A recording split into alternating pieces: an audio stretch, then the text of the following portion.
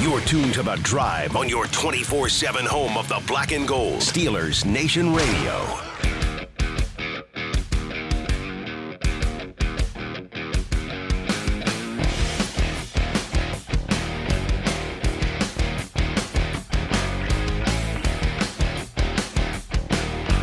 Good afternoon, Steelers Nation. It's The Drive on Steelers Nation Radio on the Steelers Audio Network. Wes Uhler and Matt Williamson with you here for the next 2 hours on a Tuesday. And Matt, finally, after a crazy week that involved the Steelers playing a game 4,000 miles away in Dublin, then followed by a bye week, then kind of a really quick turnaround of Cleveland and the short week in Cincinnati, we once again have Mike Tomlin and his weekly press conference on a Tuesday afternoon in its normal kind of time slot and time period. And with that, just some kind of Tomlin press conference news of the day to get us started. Okay. Yeah, I'll be 100% honest. I have not heard it yet, so I'm excited to hear what he had to say today. I love it. Injury stuff, all that good stuff. Yep. I was down on the south side doing kind of the preview and the wrap-up show with Jerry Dulac. And here's some of the kind of key things to take, to deduce, to hit upon, to discuss. Namely, I mean, the biggest thing that I always want out of these press conferences is injury updates, that's right? I mean, that's the most pressing for the upcoming week, And sometimes a lot of the other stuff can just be coach speak, True. Mike Tomlin is far from the only person in the league that does that, but I think you're only going to get so much at press conferences. But one thing that these guys kind of have to be upfront and honest about is the injury reports. And Matt, I mean, for being 6 games into the season, for being at about the halfway point of the NFL regular season here, I think pretty optimistic in that regard for the Steelers. He said Calvin Austin will practice this week with that shoulder injury. He has, remember, didn't go on IR, but hasn't practiced yet. So that sounds about right if you're going to be under 4 weeks. And Mike Tomlin said, and I quote, "As I stand here today, I'm optimistic," talking about Calvin Austin's status for Sunday night. And then he added, we may have some other veterans who have some bumps and bruises and get some rest days and miss some practice. But other than that, all should play. Wow. Okay. I think, again, for being 6 games into this thing, that's about, you're going to have bumps and bruises. You're going to have guys who are missing some time. Sure. But nothing debilitating, nothing long-term, not to, your quarterback or one of those guys on defense that you would really hate to lose, or a DK Metcalf, about as optimistic, about as good a scenario as you can be at this point in the calendar. And you got a couple extra days rest, and I'm sure there's some embarrassment on the defensive side of the ball, too, that's just festering. I would expect a great week of practice and prep that's already happened. The injury stuff is wonderful. I know we have a bunch of new listeners over the last couple of weeks. Thank you. So a guy like Killebrew wouldn't be mentioned because he's on IR, folks. Correct. And he did. Or any recent injuries. I should have mentioned that as well, too. Mike Tomlin did say Miles Killebrew is out for the rest of the year. Okay. I assumed that when it happened, but okay. Unfortunate that's a bummer, in that regard. Again, that's not something that you want to see. Of course. But you are going to have those injuries, and that is one that you wish Miles Killebrew was healthy. But it is also, they have, I think, navigated this thing without those true back-breaking type. Joe Burrow's going to be out for 3 months, type Chargers injury. are losing both tackles. And Chargers losing both tackles and both running backs, in the first month of the season. Commanders didn't play with McLaurin or Debo. Right. Exactly right. Real quick on Austin, just wanted to comment on this because pull back curtain. I say that a lot anymore. Tuesday morning is probably 50% of Matt's stats. I always wait till after Monday Night Football because are you 4th in the league or 6th in the league? You get the change, full perspective. Right. And I knew Green Bay's run defense was good, but it's really good. It's really good. And they're going to need Austin. They're going to have to throw the ball and maybe throw the ball down the field, So Austin would be very helpful. Very helpful. Good performance, I think, to be feeling as good as we've felt about the Steelers' tight ends. At this point as well, too. So, we will. Maybe not as much today, but certainly tomorrow we'll start turning the page plenty and previewing that big Sunday night matchup against the Green Bay Packers. Last thing that I wanted to hit on with you here, Matt, to kind of set the scene before we get to Chris Adamsky in the next segment. Mike Tomlin highlighted 3 areas where he thought cost the Steelers against the Bengals. Okay. The first was failure to stop the run and to do so effectively. Yeah. Second was losing a turnover battle, -2. -2. When you're going on the road and playing a close game, that is a quote catalyst for losing, according to Mike Tomlin. And then he said number 3, we were highly penalized again. Way too many penalties called on us on both sides 2 weeks in a row. 2 weeks in a row. After being like the best team in the league, they've been pretty rough. And I think in the Browns game, you could at least say, okay, it's Ron Tolbert's crew. Yeah, and they if have you a look history. at that scouting, the officiating, he's like his crew throws, I think, the most flags of anybody in the NFL. So maybe you can have a one-off, but then 2 starts to become a pattern. Yeah, and I don't remember a lot of calls. Boy, the game seems like a million years ago. It really I don't does. remember a lot of calls that I thought, man, the Steelers got screwed on that Got one. hosed, Like, yeah. like you earned it. Might have been a couple 50-50 calls, but that happens in the course of every game. But they earned the high penalty numbers. I think so too. But so it's obvious Tomlin's very aware of the hidden yardage game. I mean, that's a major part of his success over the years. Absolutely. But he quotes it a lot. Part of why he's been so good in those one-score games, and you can see some of the key areas going against them last Thursday and why they lost that one-score game. We'll discuss all of this and more with Chris Adamsky when we return on the other side. Wes Uhler, Matt Williamson getting going here on a Thursday. It's The Drive on Steelers Nation Radio on the Steelers Audio Network.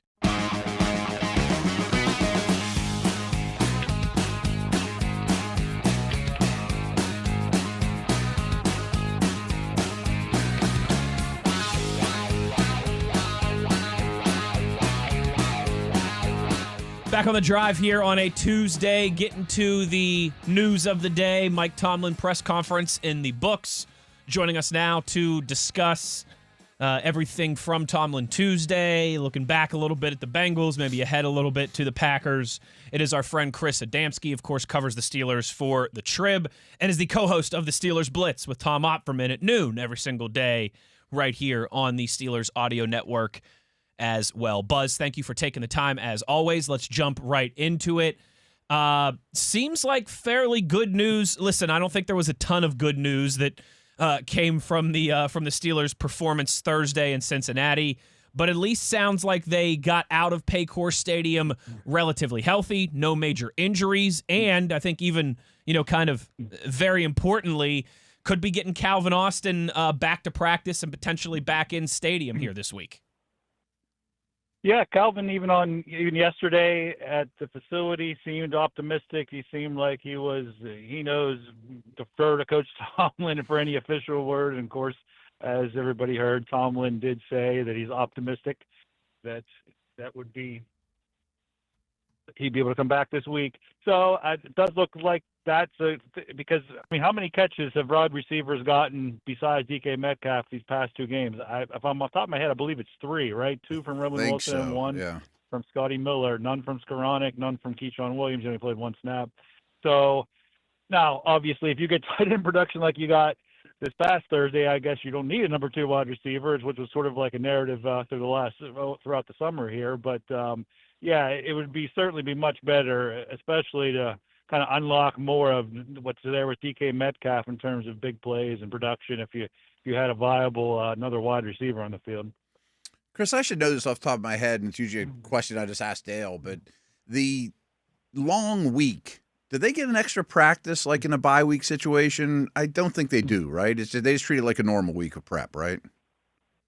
Yeah, it's funny because I was confused myself yesterday because we just had the bye. The bye 2 weeks ago, and there's another Monday, so I'm thinking the same format. But no, there was no practice yesterday. And at first, I was wondering if it was just Tomlin giving the day off, and no, it's they get this part of the CBA for Thursday night, which is different than the bye. It's been so irregular with the Dublin trip and a Thursday game and a bye week. It's finally getting a routine here. Knock on wood for the next few Sundays, I guess. Chris, there was some locker room availability, I believe, and Matt and I are obviously not in those situations in that orbit nearly as much as you are. We are maybe a little bit, during training camp and OTAs and mini camp and things like that. But one thing that kind of struck me and everything that I've seen from the players since that performance Thursday night is it seems like there is, and I don't want to make it seem like they're happy in defeat or anything like that, but it really does seem like there is optimism amongst this offense, and I think particularly the offensive line. Like, it felt like the first couple weeks of the season, anytime we'd hear Broderick Jones or Zach Frazier or Troy Faltanu or Mason McCormick, any of those guys speak, it was always a little more, I don't want to say downtrodden, but that they were trying to kind of find the answers and figure things out. Now, a few weeks later, those guys seem confident. Those guys seem excited. Those guys seem like they are gelling and improving, and they know it. Do you sense some optimism around this offense? And I think in particularly with that young offensive line that finally feels like they found some footing. Yeah, that's a great point about the offensive line, and it's still crazy because how it feels as if we get so caught up, and it's been 6 games. So this unit has only played together 7 games if you count the one by Faltanu last year. And actually, Dan Moore was the left tackle, so they've only played together 6 games still, and you still to this point have Faltanu has 7 games NFL experience. Mason McCormick's at 22 or 23 at this point. Broderick Jones is still fewer than would be less than 40 at this point. So you still have Zach Frazier's at 22. So you still have a really inexperienced line, and that's sometimes I wonder. You hear these, we just need time to gel, and you wonder how much that's sort of just coach speak or just sort of automatic. People just you ask the question, we need time to get together. But I think it's pretty inarguable that the offensive line is better these past 2 or 3 games than it was the first 2 or 3 games. And I think you can just look at some of the numbers. No sacks the last 2 games. And I do think a big part of that, just a little bit of a tangent, is how well Aaron Rodgers is moving in the pocket and moving behind the line of scrimmage. I can't get over it. I mean, 41 years old, I don't care if he's 21 or 23 years old. I don't know if he had a reputation of being a mobile quarterback, whoever you're talking about. I'm talking about across the league. And just the fact that he is 41 years old in his 21st season and, less than 2 years removed from major lower body surgery, the way he's moving around, that helps a lot. And I think the linemen have all acknowledged that. But I do think kind of your initial point where you started that with about the mood, I think that's also part of the Rodgers effect. I think that he has, whatever it is, whether he had developed that over 21 seasons or he knows his role or just his leadership style. I mean, he can be tough, that's for sure, at certain times, but I think he knows kind of to keep things light no matter what. And after a loss, I think there's almost a tendency with him and with some leaders, a lot of leaders really, that they're kind of, keep things lighter after a loss, don't get too down, and maybe buckle down a little bit more after a win, knowing that you can't rest on your laurels. And I think there's a lot of those factors played into what you're talking about there. So we're talking about a lot of promising things, important things, but they're all in a kind of a positive light. Injuries, offense. I'm going to go to the defense, which isn't they're going to bring the mood down a little bit after that game. 2 questions for you, and it's kind of the use of personnel, especially as badly as they played. And there's some hindsight here by me. I was shocked how few snaps Herbig played because I think he's been maybe the best defender. I mean, one of their best defenders on the field. Have you gotten any kind of feedback from anyone of why his role got reduced a little? And do you see any changes? Do we know what this safety rotation is going to be? Could Eccles challenge Slay? Where's Holcomb versus Wilson? Are you getting might they make some changes? Yeah, the Herbig thing, Watt for a while now has been on, and he's earned it, of course, sort of beyond coaching, right? It's not the decision of the coaches. He knows when to come in and out. They let him kind of be that, monitor that himself. You see him come out. Some fans get upset about it, but like I always say, you know what, if he's one defensive player of the year, been in the top 3 how many times, if that's working, why, I get it, squeeze a couple extra snaps out of it or whatever, but if one thing we know about Watt, he's a tactician. He educates himself in the game, and he feels that, or he's learned that his body's better in these situations or whatever. So that would be the one aspect of Herbig. Now the Highsmith thing, playing, it is. I don't believe they went into it thinking, well, we're going to play Herbig 37%. They probably thought higher, and it's just sort of, those things, the heat of the moment get away from you, and maybe Highsmith is out there, and we've certainly learned as a collective media not to ask Mike Tomlin about it because he always gives the same answer and just says it's like, his game flow. And sometimes there's truth to that. I don't know how much it was in this past game because, the Bengals threw the ball a lot. So I don't know. He was trying to kind of say that it was the run game. They ran better than everybody thought. That's for sure, which is a whole other issue. But so I would if I had to, anticipate further, I think there was kind of I don't think a hiccup or something, but it'd be more to what people want to see and what Herbig's earned, I think, going forward. And yeah, I mean, as you like, I will be fascinated to see how much, because later in that game, it was more and more Eccles and less Slay, and kind of for good reason, I guess. So I do wonder, especially what Slay has accomplished in this league, and his Super Bowl champion, and Defensive Player of the Year, all that stuff that he has, and having 14 seasons or whatever, 13 seasons.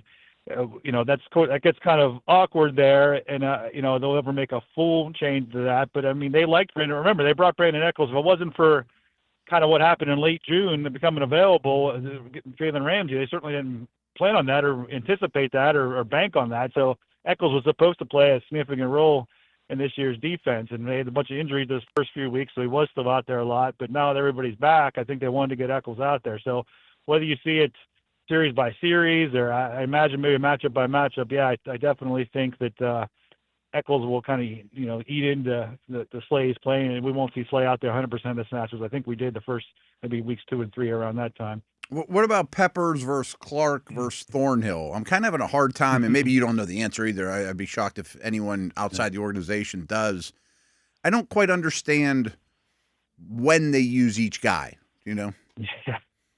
Yeah, you would think, at the top of your head, or the very simple view of it, or, that you might put Clark might be more against the run.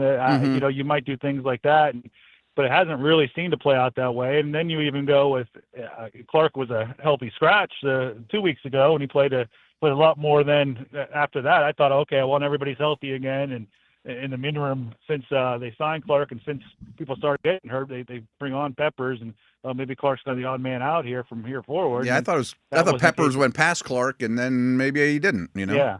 And the Peppers usage has been back, and I'm sure that's obviously some degree of game plan and whatever the matchups are or whatever, and maybe that'll continue. And that is, I guess, the luxury or one of the benefits they have. All this deep secondary, all these guys we mentioned, three of them they acquired after June 30th in this off season, and then Slay was early in that. Eccles was. So when you bring in all these guys, part of the benefit is, as long as everybody's on board, is that you can use some at different times and use it better. Now, of course, the trick in that is knowing when it's best to deploy each of them so far, and certainly judging by the yardage given up in this last game, they probably want to modify that a little bit going forward.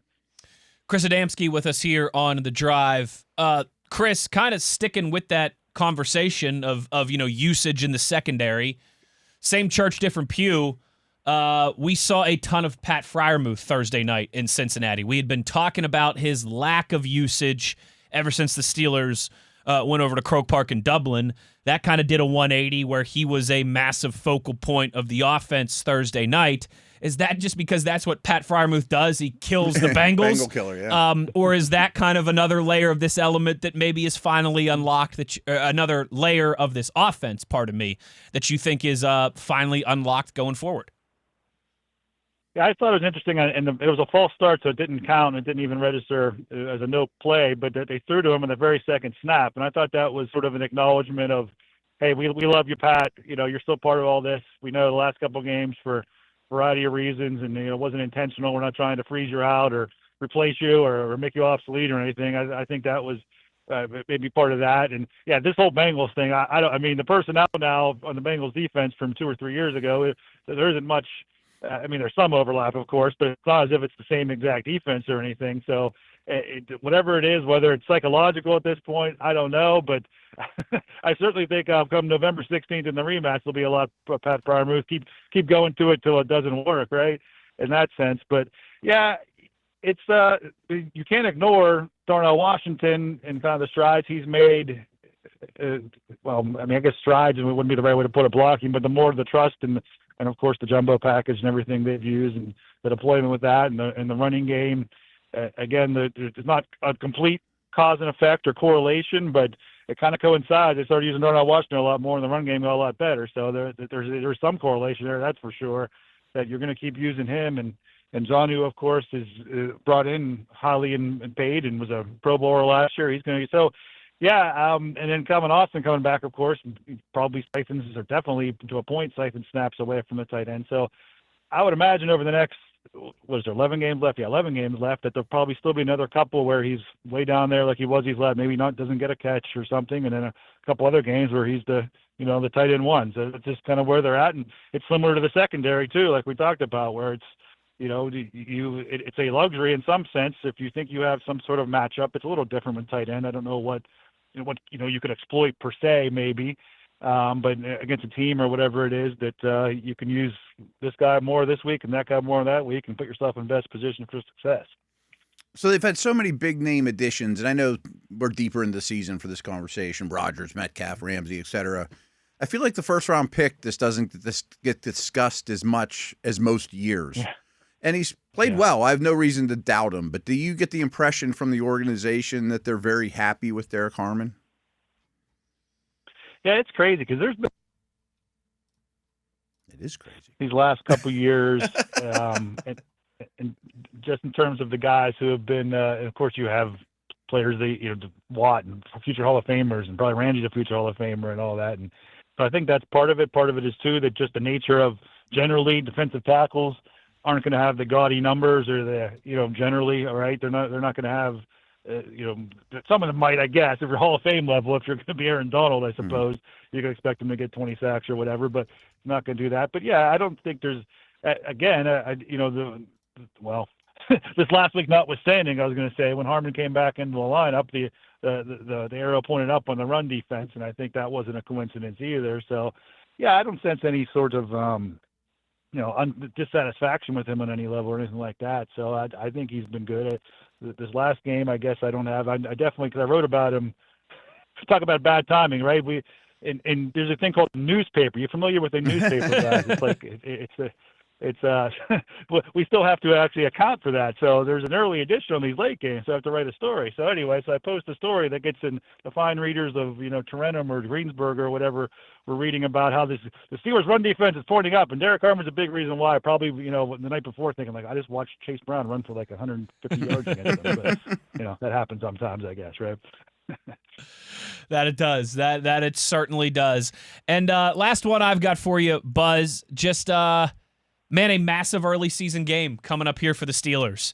I think especially in the backdrop of what happened Thursday night. Hey, if you're 5-1 and you drop one to the Packers and fall to 5-2, it's another NFC loss. You're still undefeated in the AFC, not the end of the world. If you fall to the Packers on Sunday night, now you're 4-3 and only one game above 500, and you've got the Colts coming to town the following week. It is very much a kind of crossroads. Which way is the narrative going to go with the rest of this team's season on Sunday night? This feels like it is just October, still October. It's not even Halloween yet, but this feels like a pretty big kind of a heat check, temperature check, gut check type game for the Steelers at home Sunday night at Acrisure Stadium. Yeah, and you hate to look back or whatever, and it's the nature of the league, and there's one possession games everywhere and all that, of course. But it was so much. They're right there to be 5-1. And then you can kind of afford a mulligan or a slip up or even a little mini losing streak here or something, the division would be all but wrapped up, and you could really go through this 3-game gauntlet here, 3 pretty good teams, playoff caliber teams, and think, okay, well, whatever, if we just go 1-2 even, we're still sitting here at 6-3 and have a multiple game lead in our division, and all of a sudden now it's not out of the question that the Bengals game could be for first place here in 3.5 weeks when the Bengals come to Pittsburgh. If the Bengals go, they have the Jets and they have another team that I don't in front of me that isn't that good. And the Steelers got 3 games that even if they play well, right, they go out and play a real good game against the Packers or the Colts and still lose, and all of a sudden then all of a sudden this season starts to where you look so promising. But hey, that's in the past. And yeah, and I heard Tim Benn say this filling in for Mark yesterday, and it made a lot of sense to me. Like, this does feel like a game the Steelers win if you talk prime time against an NFC team after a loss. There's sort of some. It seems like anytime there gets like the negative ball rolling in the middle of the season like this, they usually bounce back with a win. And so they'll probably be they're an underdog, I think. I don't even know, but I assume they're an underdog. So there's sometimes these are the games the Steelers do win. But yeah, you're right. It's not only just this game; it's more that I look ahead to the next 2 games after that. All of a sudden, and And man, like I said, you could play a good game against the Colts and to an extent the Chargers too, and still lose. And all of a sudden you're really trying to. And all of a sudden you got a hole you got to start digging out of. So if getting the win after losing the division game like you did is big, especially for being week 8 in the actual season. Well said. 3.5 points. By the way, the Packers open as favorites. Wow. Sunday Night Football at Acrisure Stadium. Yeah. Against Aaron Rodgers, his old team coming to town. 3.5 is the opening number. Chris Adamsky has been our guest here on this Tuesday. Of course, check out all his work and coverage in the Trib. Listen to him and Tom. That's a newspaper, noon. I hear. Yeah. That is. That's one of those things. It's like a tree. I have to tell my kids about it. It's like a tree that they cut really, really thin, and it's stuff called ink. It's ink. It's like colored, and it goes on. It's not on. Wait, they're like, it's not on your phone. No, it's not on your phone. No. Wait, why can't I put my finger on it and move the words down? No, it doesn't work that way. You fold it up funny. Yeah, right. That's like you guys will. Yeah. I've got the from the 2 Super Bowls and the 3 Stanley Cups that the Penguins and the Steelers have won in my lifetime. I've got all the front pages of the newspapers, like in frames down in my basement, and I can't wait till one day my daughters are 4 and 2 that they come downstairs and they're like, Daddy, what are those things? What are those? With Ben Roethlisberger and Sidney Crosby hanging on the wall. What are those things there? What is that? A newspaper? What the heck is that? They try to take their 2 fingers and try to make it bigger. Like, I want to see Ben's face bigger. Right. Try to like hold down and click save image here. Where is that, Dad? Chris Adamsky, all his work in the Trib, him and Tom at noon on the Steelers Blitz on the Steelers Audio Network every single day. Buzz, thanks for the time, man. The second best Mars-Lebo combination on SNR. That's right. That's right. Oh, wow. I didn't make that connection. Wow. Look at this. During the offseason, we're going to have some type of charity Royal Rumble here between the programs. Tag team battle. That's right. Buzz, thanks for the time, man. We'll talk to you soon. All right. Take care anytime, guys. There he goes. Chris Adamsky. That's right. We got two of our shows here have Lebo and Mars co-hosts. You got to love it. Good stuff from Buzz as always. Matt, let's get to a break here. Close down the first hour. Let's go around the league a little bit if that's cool with you. Okay. Talk about some of those the 2 Monday night games last night and some news of the day here around the league as well too. We'll get into all of that when we return on the other side. It is The Drive on Steelers Nation Radio on the Steelers Audio Network.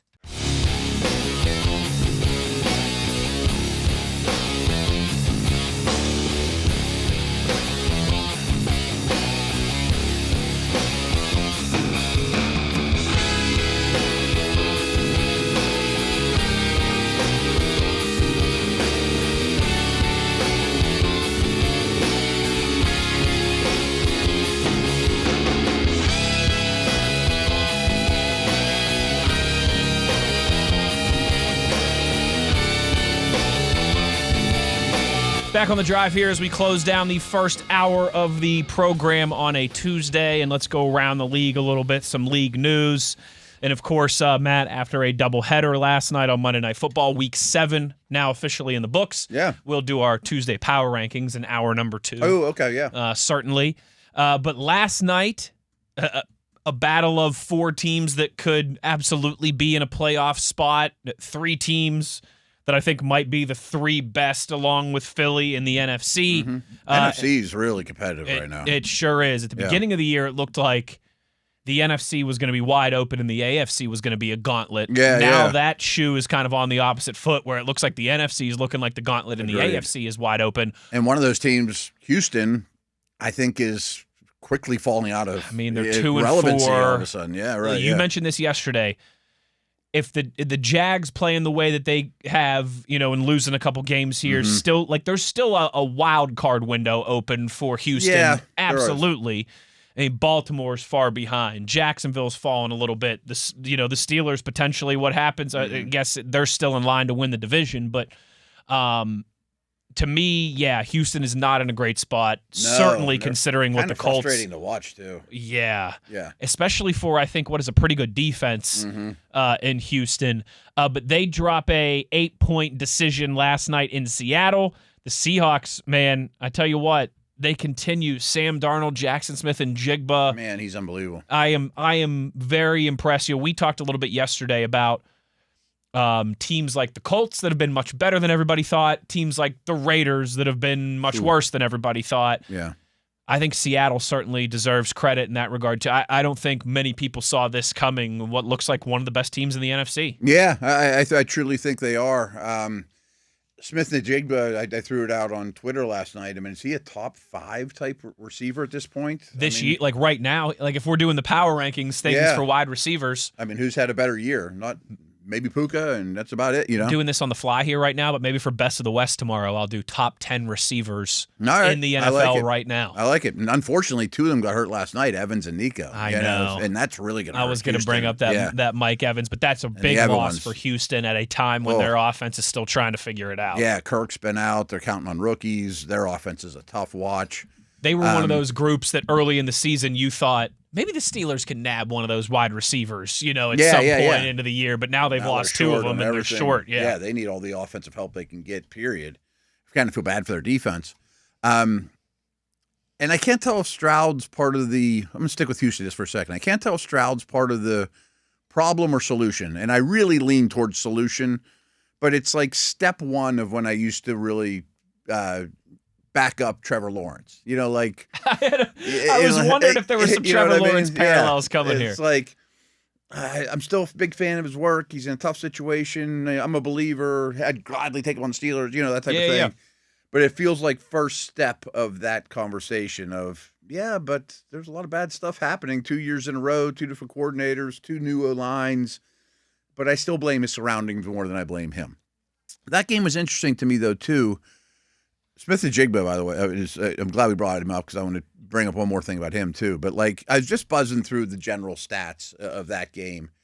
And Seattle had 4 turnovers compared to 1 for Houston and still really controlled the action. Yeah.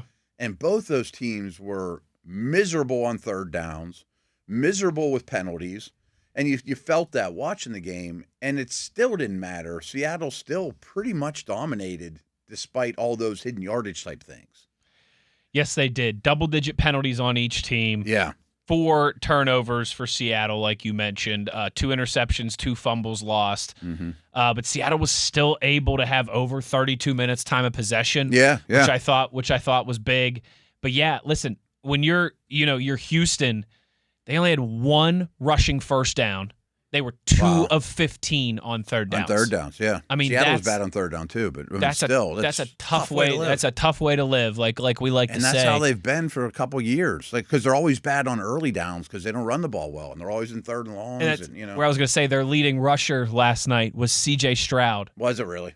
On 2 carries for 25 yards. It's terrible. I mean, that's just not going to do it, man. You're not going to win many games, particularly on the road against a defense like that. That rushes the passer like Seattle does. Playing that way. Not going to do it. Yeah, no chance. And so Houston falls to 2-4, and suddenly, once again, after 2 wins and getting maybe the train back on the tracks, it feels like they've gotten derailed now and have to dig themselves out of a pretty big hole once again for Houston. And we mentioned, I mean, considering the state of the AFC, maybe they can still sneak in the playoffs. But get this. I don't think they're a contender. Here's what's on deck for Houston. They got a really hard upcoming schedule, yeah. Home against the Niners. Home against the Broncos. Yeah. Okay, if you could find a way to split those. That'd be great. But then you're still 2 games under 500. Yeah. Then you got the Jags coming to town. That will be a big one for both teams. Titans, okay, you go to Nashville, you better take care of business there. Then they got the Bills, then they go to the Colts, then they go to the Chiefs. I mean, you better start winning games now, right? Of their next 7 games, they're going to be favored maybe in one of those against the Titans. Maybe at home against the Jags, they'll be a 1.5 point favorite. Yeah, if they were to play right now. But, I mean, they might only be favored twice in their next 7 games. It's first place schedule, so you're going to get the Bills, the Chiefs, It's getting late for the Houston Texans. Yeah, it's getting early late for them. And they are in a tough spot once again. The earlier real quick on Smith-Njigba, I wanted to throw out there too, just kind of scouting, is when I watch him, he's leveled up this year, and they even mentioned it on the broadcast that those other Ohio State receivers revere him like he was the best of them all. Like if you interview Harrison or Olave, you're like, JSN's the guy. Yeah. And I don't think he's thought of in that light. And I also think he's thought of as, great slot, not really an outside guy.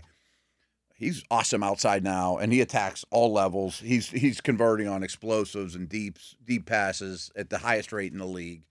And to really nerd out, when I watch him, or think about him, the first thing that comes to mind was he had an elite 3-cone drill at the combine, and you would be like, okay, but he reminds me of AB in a way where the way I was describing it today was it's like he's driving a fast car and can make a right-hand turn without ever touching the brake. Like just he's driving a fast car, but he can do like the 0-turn radius lawnmower thing. Yeah, he doesn't even need to touch the brake. Yeah, right. Yeah. I mean, it's really something. And the body control, and maybe he's not the fastest in a straight line, but he's so twitchy. You can't keep up with him. He's so smooth. He is tough to cover, tough to guard right now for sure. Detroit takes care of business. Not to pat ourselves on the back, Matt, but we both kind of thought, hey, this could be a game. Tough spot for Tampa Bay. Detroit does what Detroit does and buries a team. And it wasn't an embarrassing blowout loss or anything like that. They were pretty impressive. But the Lions are pretty impressive. They win by 15. They frustrate Tampa all day. Tampa loses Mike Evans in that game in the was it early second half or late first half? Whenever it was. Too. I mean, concussion and shoulder. He is unfortunately going to miss a large chunk of time, maybe potentially even. Yeah, it could be a long one. A long time, which will all but end his quest for what would have been an 11th, I believe, or 12th consecutive 1,000-yard season. He's tied with Jerry Rice for the most of all time. Doesn't look like, unfortunately, he's going to be able to surpass that. Mm-hmm. But, man, Jahmyr Gibbs. They've had so many big losses. They've had so many. Injuries, and that makes it impressive that they're 5-2 and still in a good position at this point. But maybe they can overcome this one too, but eventually you just can't. At some point, it's like you can only plug so many leaks in the ship before you start to sink a little bit. Detroit, though, an efficient performance from Goff. Another great performance from Jahmyr Gibbs. Mm-hmm. I mean, they're humming. They had to take a couple lumps early in the season. They lost both their coordinators. They lost some key pieces on that offensive line. They've had some significant injuries too, but they have now turned that thing around and they are humming. Yeah, and I'm glad you mentioned the losses because I spent a lot of time on it. He lost a lot on the interior line. You lost both coordinators. The chances that you go backwards is pretty high, but not. No. I mean, I didn't have doubts about Campbell, but I just thought this was going to be a very telling season for Campbell. Like, were you able to replace those things and keep the same aggressiveness and the mindset that they play with? And it's 1,000% true. Really good on both sides of the ball last night. I thought St. Brown was great as ever, and Gibbs was amazing. I mean, Tyler mentioned that he's hit 22 miles an hour now in 2 different games. He's the only one that's done that. I mean, he's flying. He moves differently than most people too. And I just thought the defense made a lot of plays. Like when Baker would almost complete one and someone would just get a fingertip on it. Or everything was almost close to making a play. The Lions D really did a nice job. Yes, it did. Impressive performance from them. We're going to do our power rankings in hour number 2, like I said, and I got a feeling they're going to be pretty high on the list. They might even be at the top of the mountain at this point. I could understand it. I mean, they lost in Kansas City last week in not embarrassing fashion at all. I wouldn't have any problem if they were 1. Yeah, we'll get to that in a little bit. Finally, Matt, last thing I wanted to run by you here. We all saw the news last week that Zadarius Smith retired from the Eagles, kind of surprisingly. I think there was some talk about could they be in the market for one of these Trey Hendrickson types, maybe even a Max Crosby's type. name's getting thrown around today. Well, this morning, Tuesday morning, Brandon Graham, of course, had spent 15 years with the Eagles and retired after that Super Bowl win last year, 2-time Super Bowl champ. Brandon Graham has ended his retirement and will return for his 16th season on a 1-year deal with Philadelphia. This kind of surprised me a little bit. Yeah, a little bit. He is extremely beloved and respected in that organization, as he should be. Yeah. He made arguably the biggest play in franchise history. True. At the end of that Super Bowl in 2018, when he strip sacked Tom Brady at the end, to put that thing on ice for the Eagles, for them to win their first Super Bowl in franchise history. He is. It's hard to think of an example because we haven't done the Steelers have won a ton of championships. The Penguins have won a ton of championships. For him to be the guy that had the big moment to finally get Philly over the hump, for them to finally win that Super Bowl, like he's like beloved there. Yeah. Cult status. He might have a statue one day. He'll be in the Ring of Honor, Hall of Fame, all that stuff one day. Matt, I am, though, a little surprised because the Eagles are an aggressive franchise that, the woe or sick 'em thing, like they always sick 'em. They're the most aggressive. Yeah. They are always willing to be aggressive, to be bold, and I just thought that they would swing a little bit more for the fence. This feels like a safe single into left field where I thought they might swing for a home run with, with a Trey Hendrickson or a Max Crosby type. And so there's that element of it. And then also kind of just Hendrickson, Crosby still out there. Will anybody else bite on those guys potentially being available? Yeah, real quick on Hendrickson, I would bet, just knowing the Bengals organization, that beating the Steelers could be enough to say not open for business right now. Maybe they will be if one more loss or two more losses or whatever, but I would think he's going to get hard to pry away. Plus, they're the hardest team in the league to deal with.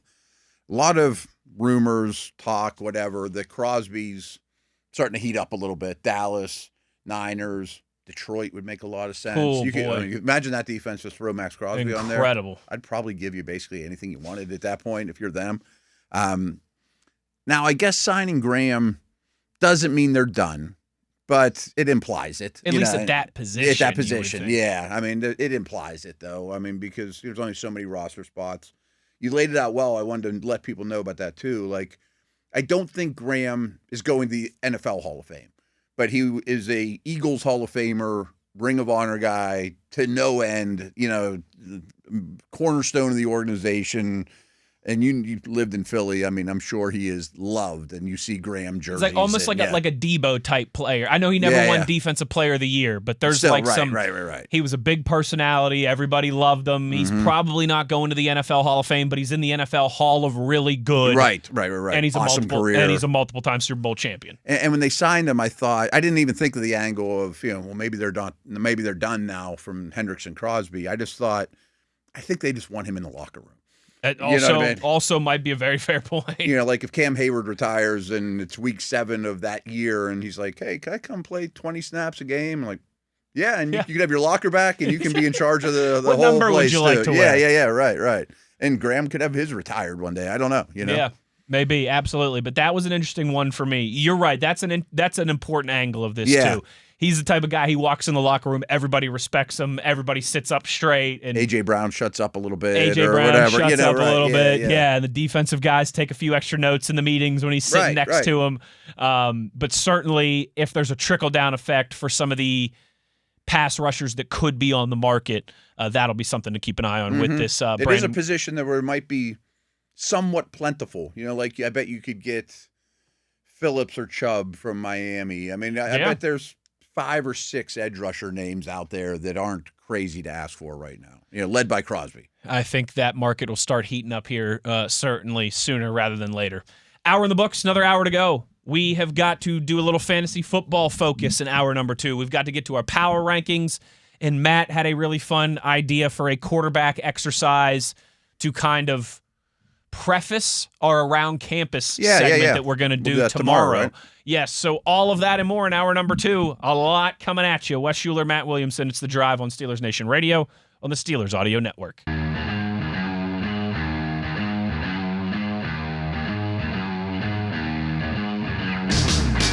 Good evening, Steeler Nation. How we doing? Well, that's good. Us too. Hour number 2. Wes Uhler, Matt Williamson. It is The Drive here on Steelers Nation Radio on the Steelers Audio Network.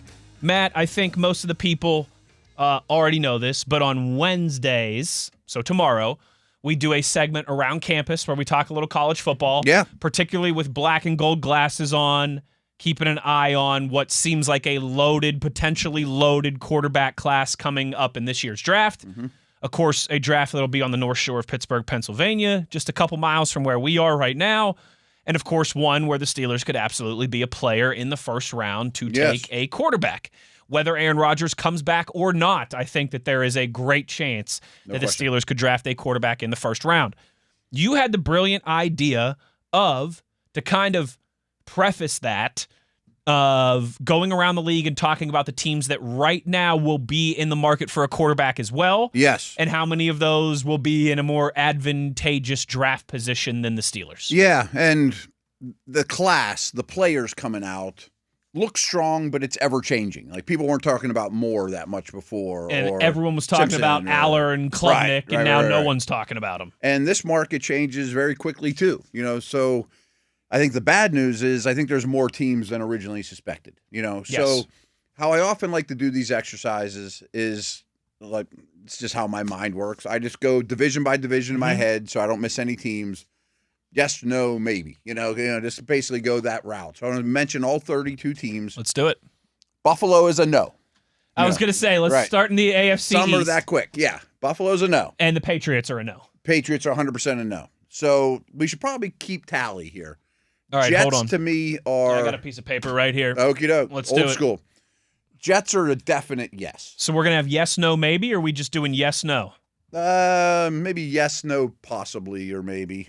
Let's do yes, no, maybe. Yeah, or just yes, no. Okay. I don't care. Whatever you want. So the Patriots and the Bills are both clear no's. Clear no. The Jets are a clear yes. Yes. I can't imagine. Fields is kind of getting benched. I can't even imagine how that would not be the case. And they have 0 wins. So they're going to be the first overall pick, and if they're not, maybe it's the Titans, but the Titans aren't going to take a quarterback. So, yeah. So they're definitely in the market. Yes. I think the Dolphins are too. I think the Dolphins should certainly be yes, because they're more than likely going to have a new coach and a new staff who's going to want their guy. Yes, I think they're going to want to play differently on offense than Tua does. He's a certain type of get it out quick. But the problem, the reason that he's somewhere between a maybe and a yes is his contract is very Russell Wilson-esque. Point. Like with Denver. Like, if they cut him, they're just going to eat a ton of cap space, and nobody's going to trade for him. So they married him a little bit, and it's going to be an ugly divorce, But he could be on the team. Divorce, you could have 2 in a first-round true. pick. That's true. You lose enough games, but they're a yes. I think they're still a yes at 1-6. And again, that's the thing. Like, new coaching staff, they almost always want the quarterback. Sure. They're going to live and die with one of their own. And it'd be different. It's not like Vrabel inheriting May, at all. Correct. Let's go North. AFC North. Steelers, yes. Steelers are a yes. I agree, and I think the Ravens are clearly a no. The Ravens are clearly a no. Bengals are clearly a no. Unless Burrow does something crazy like I'm not playing for you guys ever again, but I think we're at least a year away from such madness. Browns are clearly a yes. I think they're clear. I know some people might say they just drafted 2. Don't care. Gabriel is a lifetime backup. They're going to have a top 5 pick and another first-rounder from the Jags. Yes. They're clearly a yes. Maybe, again, maybe Justin Fields has an unbelievable last 8 games. Maybe Shedeur Sanders comes off the bench and lights the world on fire. But we're doing this as we sit here on Tuesday, October 21st. Maybe there's a new Bentley out there that the station gave me, too. Yeah, that's right. And maybe you and I will hit the Powerball in the next week, and we'll both – there'll be no drive. Right, exactly. Matt and I are going to hit the Powerball, split $1 billion, and Right. not tell anybody, and TV's just going to show up and be like, where'd they go? Exactly. Where's the show? Yeah, we're in Aruba or something. No, we'd still do the show. I would. Maybe. I think I would. I'd cut down a couple of my responsibilities, but I would still talk sports or football for a living. Yeah, I have no doubt about that. Same. Anyway, South. So hold on real quick. Okay. We're 8 teams in, and we've already got 4 pretty confident It's 50% yeses. already. Pretty confident yeses. Yeah. Maybe one of those could be a maybe, but pretty confident yeses. The South. Indy's tough. Indy is very tough. I assume they extend Jones. And I think especially, too, because they're going to be picking in the 20s. Right. If Indy was 1-5, it's a complete instead of 5-1, it's a completely different conversation. He's just conversation. not under contract. So as it stands, they need one. But I can't imagine him wanting to leave. I think I'm going to go with no. I'm going no for Indy. them. Yeah. I'm still a no on Houston. Yes, agreed. Obviously a no on Tennessee, even if Agreed. they lose every game. Agreed. And you still have to be a no on Lawrence. Agreed. Yeah, I mean, I think that division is 4 for 4 no's. Yes, agreed. Especially because you just gave Lawrence money too. And the Jags don't have a first-round pick. And they have a first-round pick too. They're a no. Good point. Yeah, they're a no. West, Chiefs are a no. Chiefs are a no. Chargers are a no. Chargers are a no. Raiders are a glaring yes. Raiders are absolutely a yes. And could take one with the first overall pick. Even if terrible. they keep Geno for another year because the cap situation, still a yes. Yes, and he'd be a great mentor like Rodgers would be or whatever. And I think Denver's a no. Denver's a no. Yeah. That's another division that you like. There's there's an influx. Okay, between the South and the West, there's only one clear yes. Okay. That's so a good we place up to be. 5. So we're up to 5 yeses, 11 nos. Okay. Still not a maybe yet. NFC East. NFC East, Eagles are a no. Eagles are a no. I assume the Giants are a no. I can't imagine ownership saying we're going to go I with think somebody that's else. a safe assumption, too, as are the Commanders, clearly a safe assumption. Right. Real quick on the Giants, I expect that there's a good chance they have a new coach, but I'm sure ownership's going to say, I'm hiring a coach that likes Dart. Correct. That'll be part of the interview That'll process. be part of the deal. I got to think Dak is safe, too. I think so, too. It's a weird organization. Like, they have multiple first-round picks. That's the only hesitation is could they trade Dak to the Steelers for a second-round pick? I was just going to say, I mean, they could. There could be some of these teams, I think, that would be very interested in Dak. Yeah, oh, yeah. Should be very interested in Dak the way he's playing. Like if Stafford retires, he goes, those type of deals. Perfect example. Perfect example. Let's plug him in. But I would say no. But it's just a weird organization. He's hard. I looked into it, actually. He's hard to trade financially. Should we do a maybe for Dallas? Or you confident with a no? Okay. I mean, he's playing at a really high level. I think it'd be stupid to draft him. I agree with you on that. Doesn't mean they won't, but I think so. We're dumb. at 5 yeses and 15 nos now. All right, get a little bit better than the start. It's painting a better picture now. NFC North, Love is safe. Green Bay, no. Bears is safe. Chicago, no. Detroit, no. Detroit's a no.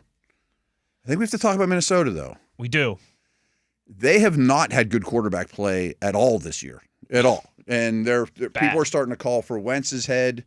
There's a chance. I mean, one of the small headlines that popped up today is Brosmer might start this week. Ooh.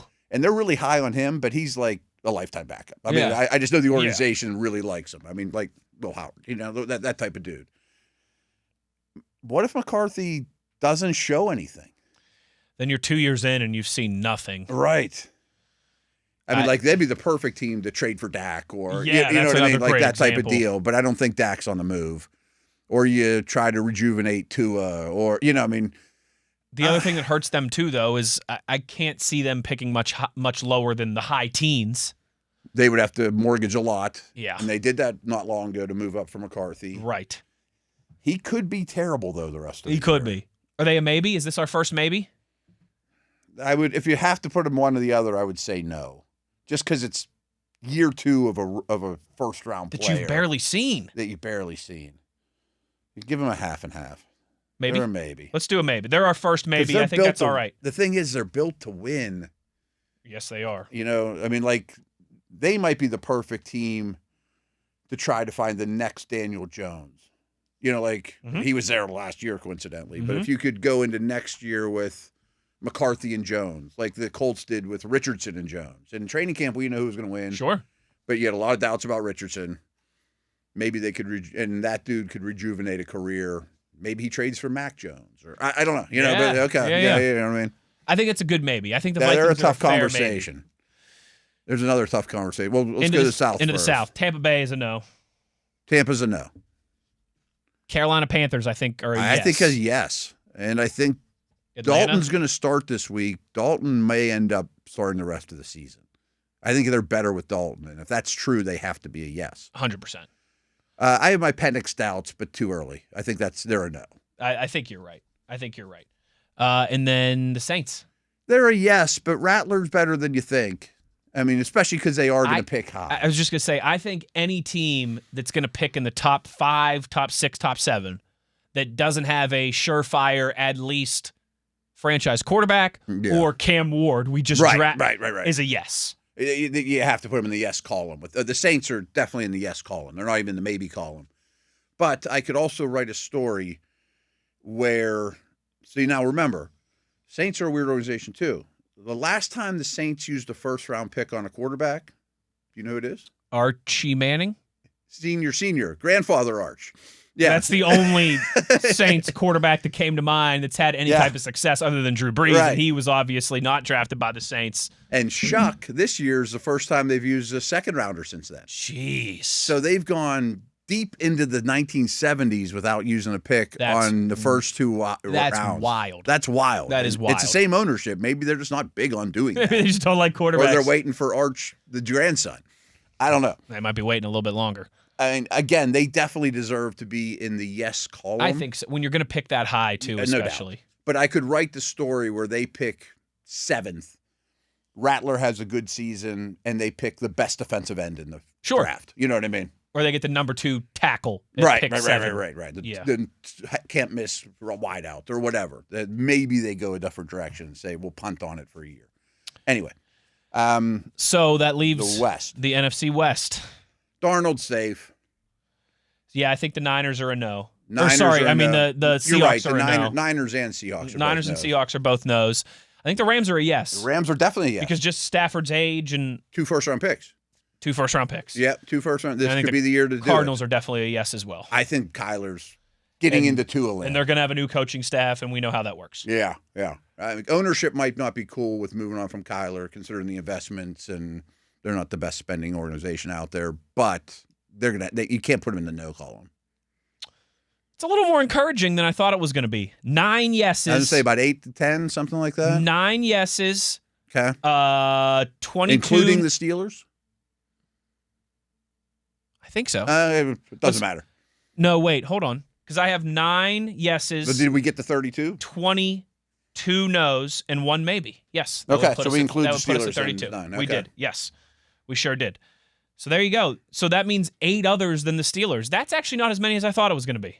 Okay. I did this in the offseason. I was around 6-ish. Oh, okay. So I think it's gone up a little. Yeah, I guess that is. Now that you think about it, I guess that's true. I mean, is there any other? Stafford's the only one that comes to mind that could be like the old guy retires, but we already put them in the yes. We put them in the yes. Like, I can't imagine like Goff hanging it up. Or, no. These guys are all still in their prime, Rodgers could, but that we're already counting for that. No, I think you're right. Like, we might not have had the Jets as a yes before the season started. Definitely do now. I probably didn't have Miami as a yes. Probably didn't have Miami as a yes. Or Arizona. Might not even have had Las Vegas as a yes. Yeah, they would have been a definite maybe that they could wait 2 years. Right. You know what I mean? But you have to have an eye on it. Interesting. Where, like, maybe the Giants have gone the opposite way with what Dart's done these last couple weeks. Yeah. Bears might have been a maybe heading into this season. He was up in the air a little bit. Maybe even after the first week or two. But Minnesota would have been a no. Minnesota would have been a no. Now we've got them. They were our lone maybe. That's our lone maybe. And I think that's fair. To have 1 maybe, I don't think that's a cop-out. We have 1 maybe. And if I had to put in a column, I'd say yes. Agreed. If I had to move them. Right. But even if you do, it's 10 yeses and 22 no's. Mm-hmm. It's not a horrible picture to paint. No, but there's not 10 first-round quarterbacks either. There's not. There certainly is not. Despite how high many were on this class, and a lot still are, there's not going to be 10 in the first round. Maybe 6 or 7, but not 10. Here's the dampen things a little bit more. Uh-oh. Subject to change, of course, but I would say I would put it, of those 10 yeses, just off the top of my head, I bet the Steelers have the worst first-round resources to move up. They're going to pick later than most of the teams mentioned. I think that's fair. Except for maybe the Rams, and the Rams have 2 firsts. Except for maybe the Rams, yep. You know what I mean? So you're going to have probably at least 6 to 8 teams in front of you. Now, the Steelers might lose the rest of that. Maybe they could lose out. That's why I said subject to change. They could win out. They could lose out. I don't know where any of these teams are going to pick. I'm just guessing. But they're going to have a lot of teams ahead of them in the quarterback market, and one near them with the Rams that has more firepower than you do. Yeah. Remind me, maybe like the week of the Monday night game against the Dolphins. We'll have more time the week before that. Yeah. Maybe we'll revisit this exercise like a month or so. Every month or 6 weeks. Yeah. Or Because at least once more, Thanksgiving time. Give things, some another 5-6 games to Tyler Murray might be playing great. I mean, there's a chance. Sure.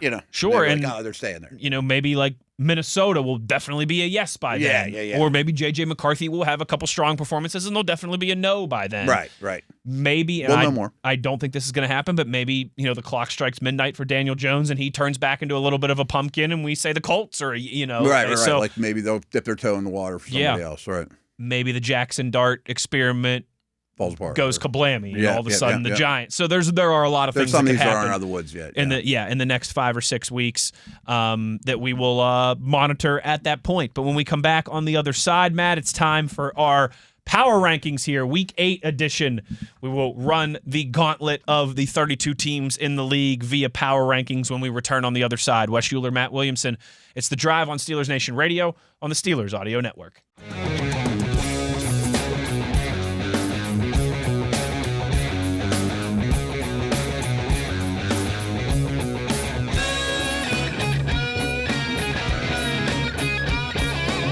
Here we go. Week 8 power rankings across the National Football League. Week 7 now completely in the books with those 2 Monday night results last night. Week 8 will begin. Intriguing. Man, the Thursday night slate of games have been pretty solid so far this year. They have. Vikings, Chargers. Is that what's coming up? Coming up on this Thursday night will be another good one here in just a couple Maybe days. Vikings can tell a quarterback story a little bit more. Maybe they certainly can, and maybe we'll figure out if the Chargers are really getting back to being a threat or if they've maybe just had a false dawn and are still going to have too many injuries to overcome. That we shall see. Matt, number 32 on these power rankings, no surprise, the lone winless team in the National Football League. It's the Jets. Jets. I probably would put them there too, but we're splitting hairs. The Raiders are horrible. I mean, they ran 30 plays. Titans are terrible. I mean, again, the bottom teams aren't hard to identify. Whatever order you put them in really doesn't matter. You could shake them up and roll them out on the craps table, and who cares where they fall. Yeah. I mean, the Jets are making a quarterback change. The Titans have nothing going for them. No. The Raiders went to Kenny Pickett, and the first snap he fumbled, and it was turned over to Kansas City. I mean, really bad. Miami is like, I don't know how they haven't made any significant changes at this point.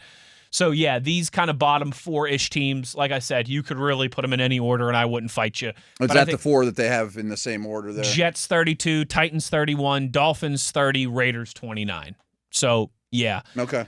Out of the Dolphins, the best of those, but it's all miserable. It absolutely is. And like the Saints and Browns are way better than those teams. They are. Way better. Way better, because they at least have things that you know that they can do well, where these other teams, it's like playing pin the tail on the donkey in the dark. The Dolphins, man, I tell you what, just tough. They got to go to Madrid in a couple weeks, Matt, for the first NFL game there. Really? In Madrid in Spain, and they could be a completely different team, but they could have a completely different staff and a lot. The best product. A lot going on. NFL football. But yeah, Titans at 31, Dolphins at 30, Raiders at 29. Okay. Again, they're the bottom 4. The Raiders allowed more points than they ran offensive plays, Matt. That's hard to do. Shocking. Yeah. Wow. Shocking. Number 28 is the New Orleans Saints, down 3 spots after losing to the Bears. I have no problem with it. I mean, they don't have a lot of talent. They don't. They are not a pushover like some of these other teams that we mentioned, but they also don't have a ton of talent.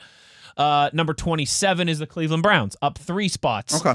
After clubbing the Miami Dolphins. They did, and they really didn't have to do much on offense. I mean, the defense scored, I think, multiple times. Yeah. Judkins was really good. 3 touchdowns. Yeah, there was a 3. It was 3. Yeah, okay. I think it was like 86 yards and 3 touchdowns, I believe. Like someone who's got him on his fantasy team here on the show and has been pleasantly encouraged by that.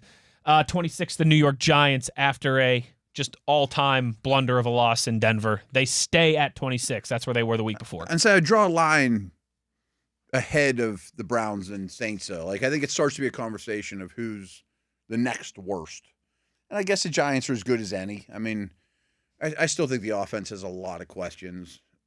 They've been very competitive in a couple games, though. They have. I mean, the Denver game was crazy. As have the 25th ranked team, the Arizona Cardinals. I mean, they've lost 5 straight. I'd say they're on a streak. But they've lost those 5. We brought this up yesterday by a combined 13 points. Yeah. So it's kind of like the Giants. I think them and the Giants are kind of in a similar category. Yeah, I like them next to each other. Yeah. Cardinals, Giants stay at 26. Cardinals were at 24. They fall to 25. At 24, up 3 spots. After Thursday's stunning win over the Pittsburgh Steelers, it's the Cincinnati Bengals. Yeah, I'm fine with it. I think I'd have them over everybody listed. I mean, they are 3-4. Yeah, I mean, they're now 1-1 with Flacco. Makes them better. They are 3-1 in the games that they've played without Jake Browning. Yeah, right. And they don't plan on playing them again. Maybe there's something there. Defense is still really bad. Terrible.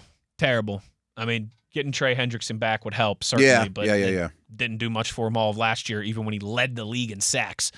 Baltimore at 23, off a bye week, staying at 23. They're so hard to rank because they're so injury-based and they're on a bye. Like, are we ranking them with Lamar or without Lamar? I think you'd have to, if I were doing it, and I'm not saying it's the right way, I think you'd have to do what did I see last from you, which would be lower. But Right. I don't have a problem with them there. I'm okay with leaving them there, but I think if you had to move them one way a few spots, I think it would be a little bit lower as opposed to a little bit higher. Just based certainly. on what they've done. Like, on Sunday, they might be the 5th best team in the league. I mean, it wouldn't shock me one bit. Yeah. No, that's a good point. If they get Lamar back, which is still up in the air, but we'll get some more clarity on that as we get later and later in the week. 22, Minnesota Vikings down 3 spots after the close loss to the Eagles.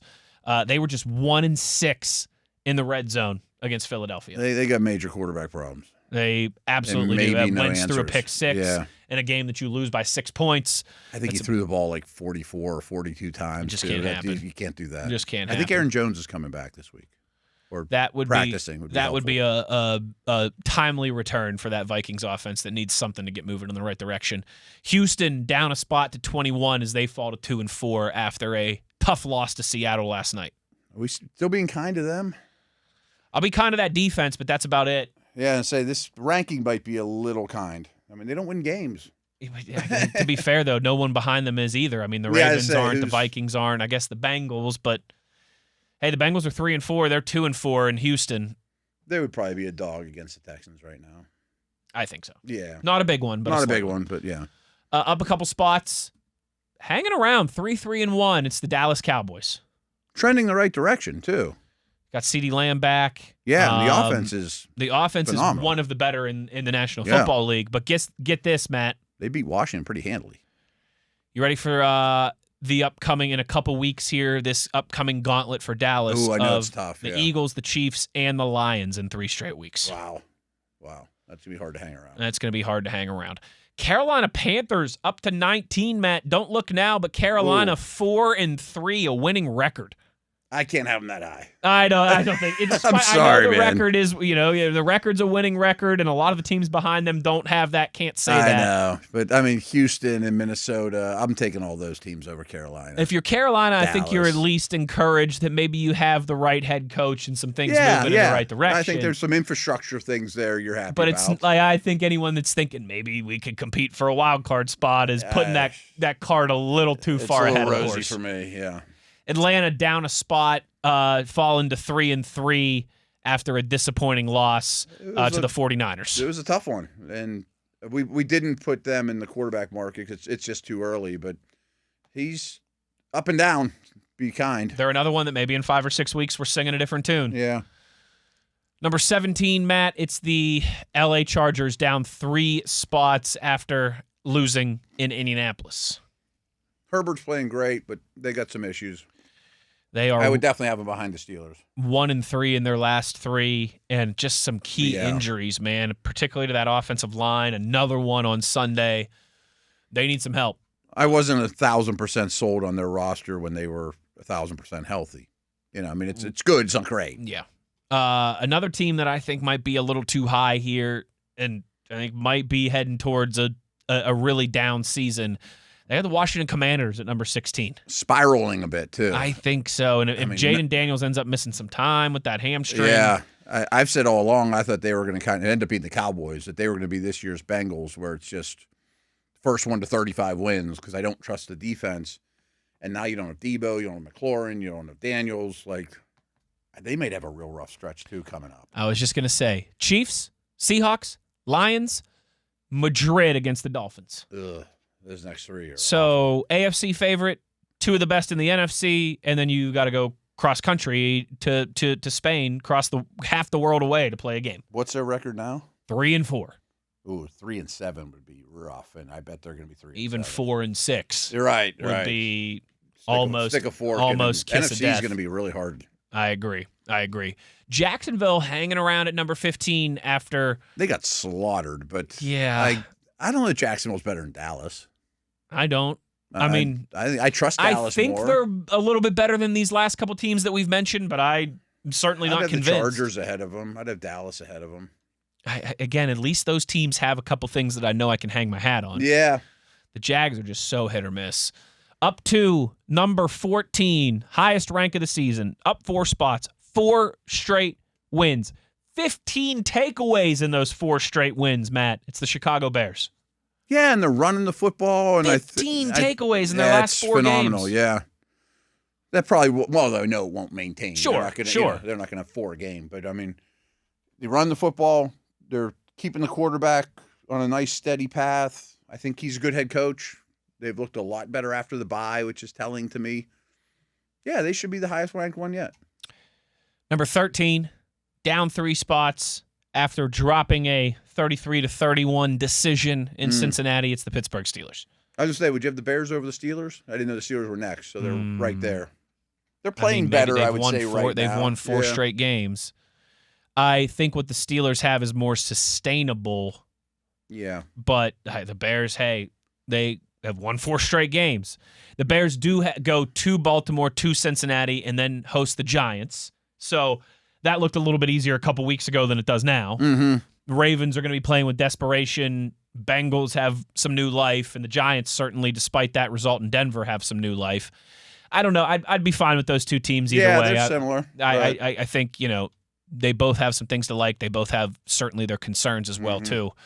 Number 12, Matt, up 3 spots. It's San Francisco 49ers against all odds, sitting at 5-2. I don't know how you deny it. I mean, they just win games no matter what happens. No matter who's out. Ridiculously well coached. So, yeah, they should be the highest one yet. No doubt. Up 5 spots, 5-2, ranked 11. And I tell you what, if you look at their next 6 or 7 games on the schedule, I think they're only going to move up this list. It's the New England Patriots. Oh, I know. They have an easy path. They play like the Dolphins and the Jets and the Browns. And, I mean, their next 6 games, they should go 5. They're going to be favored probably in all 6 of them. They should go 5-1. I mean, yeah. And what if they're sitting at 10-3 or even 9-4? I mean, this is a Patriots team that is ahead of schedule. They're massively ahead of schedule. I think I'd pick the Steelers, though, if they played again. Or if they played the Bears right now, I think I'd pick the Bears. I mean, but 5-2. I respect, I mean, yeah. But, I mean, I think the Niners are better. I think they... and they will probably keep going up, but I think it'll be a little bit artificial.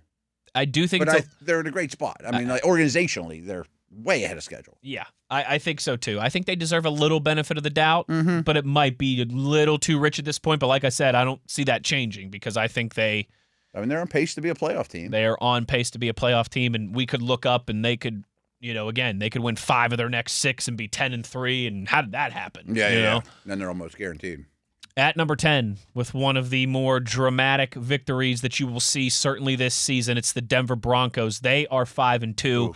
Bo Nix showing some life, responding well from that kind of very poor performance, against the New York Jets in London. Jets, right. And then the offense has been rough most of the year. Rough, other than that fourth quarter against the Giants. Right.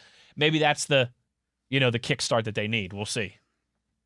I'm not sure I'd have them that high, but I still love the defense. The defense is outstanding. Yeah. And hey, we'll see. But again, 5-2, like it's so hard with some of these teams. A 5-2 is 5-2. The Bills on a bye week, down a few spots. They are 4-2. They are ranked number 9.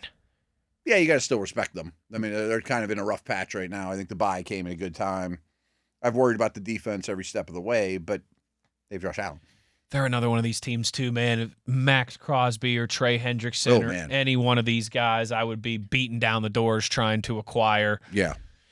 I know that, heck, I'd love to do some type of deal with Miami and get Minka and Chubb. That's not going to happen because they're in the same division. But I think, are one of these teams out of their bye week should be aggressively pursuing some roster upgrades. I agree. Down from number 1 to number 8, 7 spots. Feels a little harsh in the NFL power rankings after considering who and where they lost to last night. But it's the Tampa Bay Bucks down to 8, down 7 spots. I don't think any of us thought 1 was going to be where they stayed. No, but I don't know if I'd drop them this far after losing to that team. If you're going to say it's because of injuries, okay, but that still feels like you're punishing them a lot. Yeah, you are punishing them a lot, losing in Detroit. And they hung around and played hard. On the road, Monday night game. Yeah. That's a tough spot. They're still a pretty good football team. I think so, too. Number 7, the L.A. Rams, after a beatdown of the Jags in London. Crushed the Jags. I think that's about right for the Rams. Yeah, I'm cool with it. I think they're clearly top 10. I don't know if they're like top 5, but they're clearly top 10. I think that's a good spot. Rams versus Bucks is real close. Rams were 7 last week. They stay there, as do, Matt, the number 6 and the number 5 teams.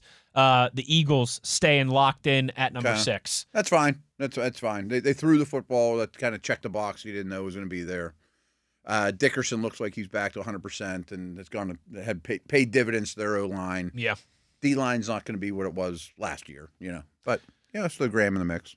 And then number 5, staying there as well, too, is the Green Bay Packers after winning in Arizona.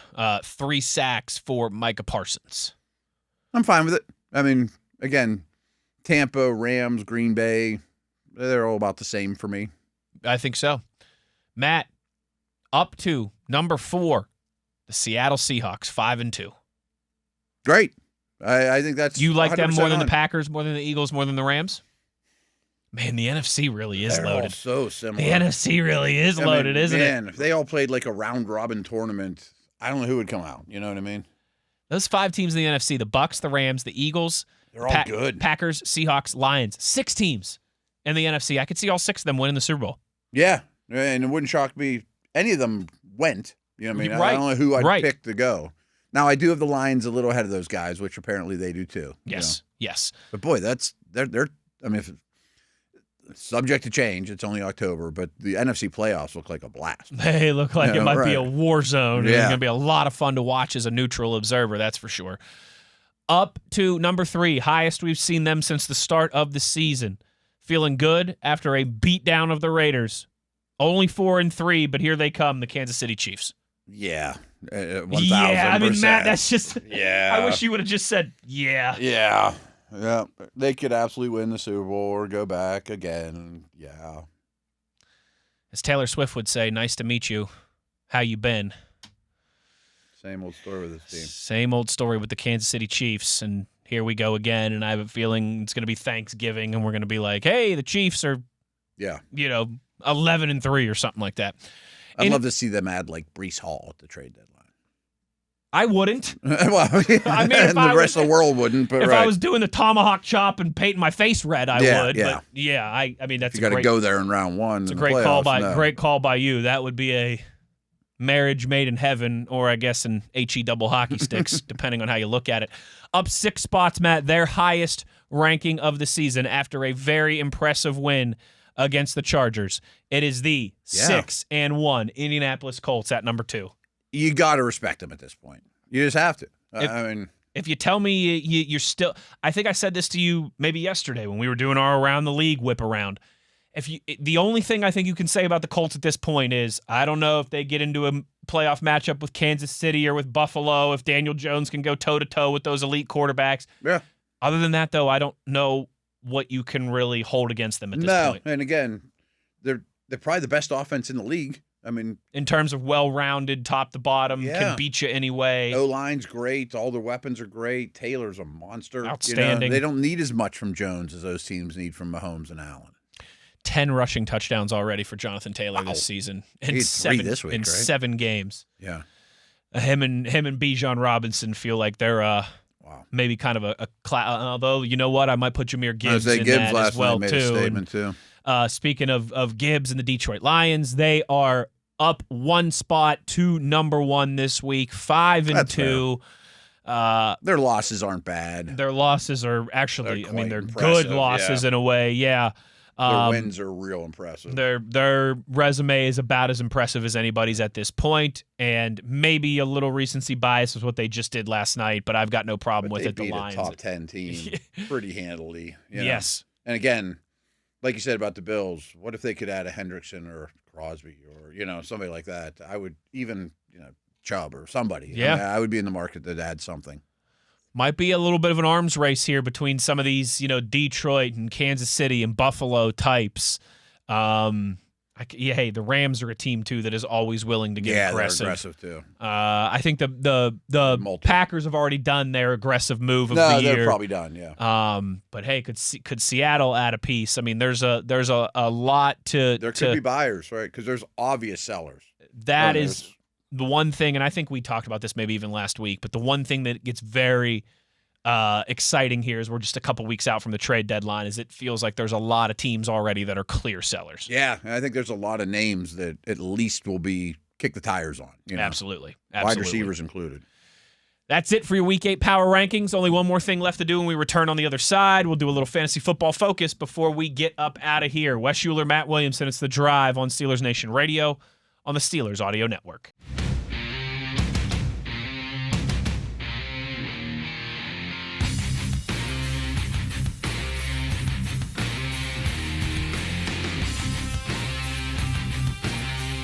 Final segment here on a Tuesday, and it wouldn't be a Tuesday without a little fantasy football focus. Matt, okay. Yeah. Big waiver wire day across everybody's fantasy leagues. Mm-hmm. And let's get into here, according to NFL.com, the top waiver wire priority rankings ahead of Week 8. Now, to be eligible for this list, you must be rostered in less than 60% of leagues. That's kind of the cutoff point there. So a lot of people listening will be like, that dude's already in my league. Yeah, right. That happens. That is especially if you're in a 12 or a 14 team league, certainly. Yeah. I mean, if you're in a 10, he's probably out there. But, right. Right. Matt, I think a guy that we've talked about the last week or two doing this exercise, but Jackson Dart still leading off this list. I got no problem with it because he's super aggressive and he runs like crazy, I think you're right. He could get banged up, nicked up at some point and end up exiting a game with the way that he plays. But until that happens, right. If you need somebody to fill in for a week on a bye week or someone, you get an unexpected injury, whatever the case may be, I certainly think that Jackson Dart is a fair play at this point. I think he proved that he can still be fantasy worthy without Neighbors. Totally. Yeah. Totally. Like, would you take him over Joe Flacco right now? I would say, like, Flacco and Rodgers are interesting, too. Yeah. Because they throw a lot of touchdowns and don't run at all. Yes, I always take the runner just about. I think I'm with you on that. Running back, Kyle Monangai, who we talked about a little bit the other day for the Chicago Bears. Yeah, he runs hard. He's kind of the Thunder to Swift's Lightning. They're running the ball extremely well. Yeah, you put a claim in for him for sure if he's out there. And he probably is out there. What about someone like Brashard Smith from the Kansas City Chiefs or Tyler Algier from the Atlanta Falcons? Pure handcuffs that are good, like Algier, should be in every league anyway. I mean, I think he's safe. He's a sneaky trade candidate. Yeah. Because I think his contract's up after this year. And if they just lose, if they fall apart, maybe he moves to Kansas City or something like that. I love Smith, and I grabbed him 2 weeks ago in my league, which is really deep. He got more and more run this past week, but some of it, or a big portion of it, was when Mahomes didn't play. Mahomes only played 4 series in that game. Jeez Louise. And he had scored 3 touchdowns and a field goal. So so that game's hard to do any Matt stats or metrics off of because so many one-offs. Everyone's on the sidelines, eating hot dogs. Right. Yeah. Listening to the new Taylor Swift album with Travis Kelce. Wide receiver group, Matt. Troy Franklin from the Broncos. Darnell Mooney from the Falcons. Kayshon Boutte from the Patriots. Any of those guys? Boutte's been pretty solid all year, and it's a good offense. As a whole, that group doesn't move the needle much for me, though. No one in there that you're saying, oh, yeah, that's the guy. I don't know if I have to have him that's or the burn guy a bunch of my fab money or anything like that. Yeah, sure. And let's see here. Tight ends, last but certainly not least. Juwan Johnson, Mason Taylor, who I know you're really high on, and Noah Fant. What about Freiermuth? He was not mentioned on here. I was kind of surprised by that, but I can't imagine that he's owned in a high percentage of leagues. No, he had to maybe got drafted and cut. I mean, and I'm sure he a decent amount of waiver wire claims after what he did last week. But I don't know that it might be fool's gold though for fantasy. I mean, if you're this close to the team as we are, that it's hard to count on any of these 3 tight ends week to week. Just for production. I'm still a Taylor guy. I'd add Freiermuth, though, when the Bengals come back to town in a few weeks. Pick him up that week. Taylor, I think, gets helped by Tucker being the quarterback. Just a professional move the chains. I've had him stashed on my bench for a couple weeks. Yeah. I think it might be time to insert him into the starting He's lineup. always on the field, and he gets a high target share. It's just a miserable football team. Yes, but I think Tyrod Taylor will find a way to get him the ball. Yeah. And that's what really matters in this exercise at the end of the day. That is the end of the day for us, Matt. Good stuff today. I enjoyed the conversation. Big thanks to Chris Adamsky for joining us. Big thanks to Mr. TV, Tyler V, for making us look handsome on the YouTube. Tomorrow on the show, best of the West, top 10 wide receivers in the NFL right now. Okay. Boy, Chris, that's not an easy list to build, by the way. No, it's not. I'm going to have to spend some time in the lab on that one tonight. Also, another chunky around campus quarterback conversation that will kind of piggyback off of the exercise that we did today. We'll catch up with Chris Halleck. And Matt, our favorite new exercise here on the drive. Give you a little heads up, okay? Next week, or tomorrow, Wednesday, I'm going to ask you, who's the one player on the Green Bay Packers that you would add to the Pittsburgh Steelers if you could? Plenty to get into on tomorrow's program. Yeah. Matt Stats is building itself up at a nice pace, too, as we speak. We will get into some of that before we completely dive into it on Thursday as well. But that will do it for us on this Wednesday. For Matt Williamson, I'm Wes Uhler. Take care, everybody. We'll talk to you tomorrow. As always, you know where to find us. It's on your 24/7 home of the black and gold. Steelers Nation Radio on the Steelers Audio Network.